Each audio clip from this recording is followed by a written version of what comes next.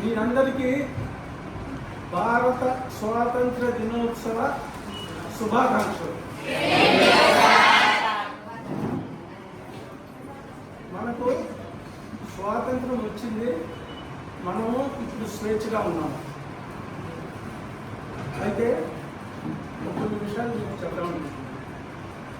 మన భారతదేశానికి చాలామంది విదేశీయులు వచ్చి ఆక్రమించుకొని పరిపాలించారు, మీకు తెలుసు.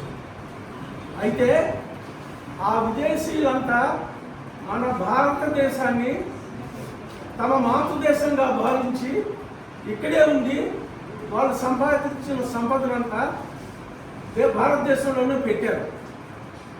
కానీ ఈ బ్రిటిష్ వారు మన దేశానికి వచ్చి ఇక్కడ మన దేశాన్ని ఆక్రమించుకొని మన దేశాన్ని వలస దేశంగా భావించి కాలనీగా భావించి మన సంపదనంతా దోచుకొని వాళ్ళ మాతృదేశం ఇంగ్లాండ్కి తీసుకెళ్ళారు. అది ఏ విదేశీయులు చేయలేదు. ఇది చాలా దుర్మార్గం. 1580లో ఇంగ్లాండు అడకతిట్ట ఉండేది, తినేదానికి తిండి లేదు.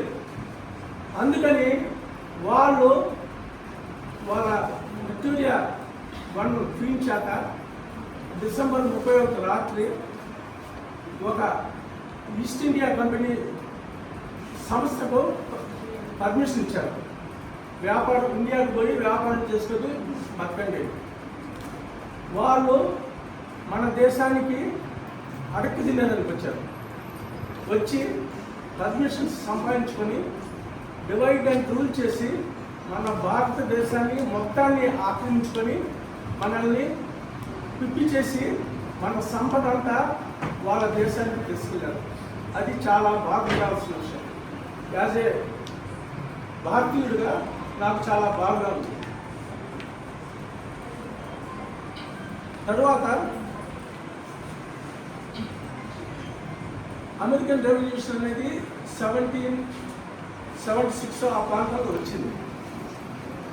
బ్రిటిష్ వాళ్ళే అమెరికాలో కాంగ్రెస్ని సరిపరుస్తూ ఉన్నారు.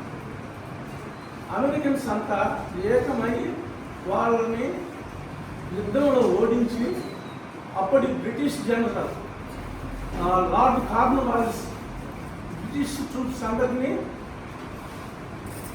లీడ్ చేసి అమెరికన్ రెవల్యూషన్ని తొక్కేయాలని చూశాడు.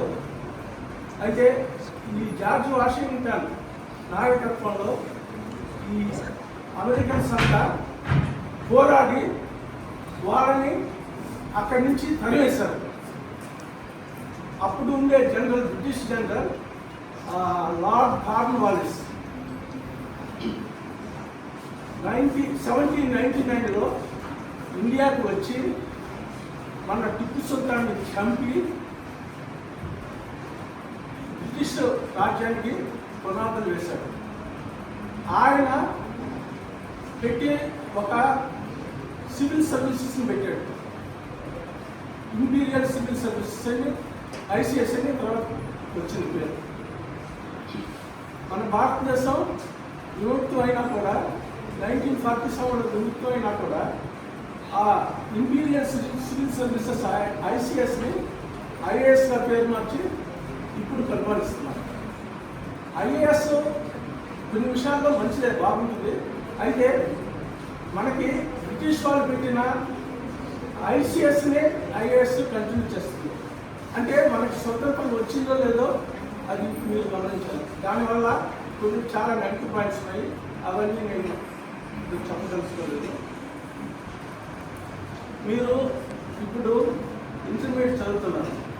ఇంటర్మీడియట్ అనేది చాలా మంచి చదువు. ప్రతి ఒక్క స్టూడెంట్ ఇంటర్మీడియట్ చదవాలి. చదివి తర్వాత ఏదైనా వేరే కోర్సులు అంటే ఇంజనీర్గా కావచ్చు, లాయర్గా కావచ్చు, డాక్టర్గా కావచ్చు, బ్యాంక్ మేనేజర్గా కావచ్చు, ఏ చదువైనా ముందు ఇంటర్మీడియట్ చదివి పూర్తి చేయాలి.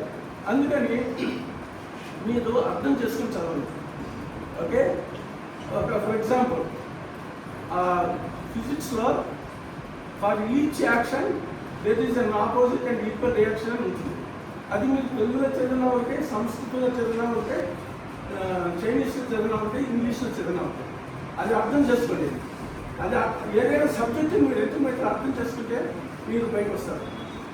మీరు ఐఐటీలోనే చదవాల్సిన అవసరం లేదు. వస్తే మంచిదే, సీట్ రాకపోతే మీకు ఇష్టమైన చదువు ఏ కాలేజీలో ఎక్కడ వస్తుందో చేరి దాన్ని నేర్చుకోండి. ఇంజనీర్ కావాలంటే ఇంజనీర్ ఏంటి, మిగిలిన ఏ కావాలంటే అవి.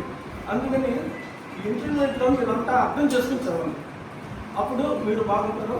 మీరు బాగుపడితే మీ కుటుంబం బాగుపడుతుంది, మీ కుటుంబం బాగుపడితే దేశం బాగుపడుతుంది, అంతా బాగుంటుంది. I wish you all the best. Thank you. జై హింద్.